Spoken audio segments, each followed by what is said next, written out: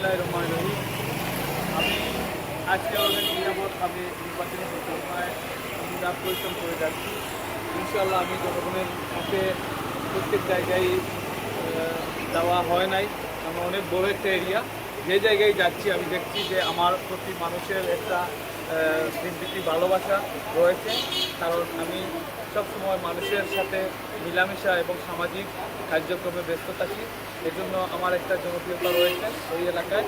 আমি আমার এই এলাকার তরুণদের দেখছি বেশি উৎসাহিত, তরুণরা বৃদ্ধরাও বেশি উৎসাহিত। অনেক বৃদ্ধরা আমাকে উৎসাহ যোগাচ্ছেন যে আমার মতন একজন মানুষের প্রয়োজন বিশ্বনাথের ভাইস চেয়ারম্যান হিসাবে। আমি এই এলাকায় যদি নির্বাচিত হই, ইনশাআল্লাহ আমি এই এলাকার উন্নয়নের যতটুকু আমার সাহায্য অনুযায়ী আমি চেষ্টা করে যাব এই বিশ্বনাথকে উন্নয়নে রূপান্তরিত করার জন্য। আমি এই এলাকায় সবসময় আমার এলাকায় আমি সবসময় খেলাধুলা এবং বিভিন্ন সামাজিক কার্যক্রমে আমি অগ্রণী ভূমিকা রাখি সবসময়, নির্বাচিত হওয়ার আগেও।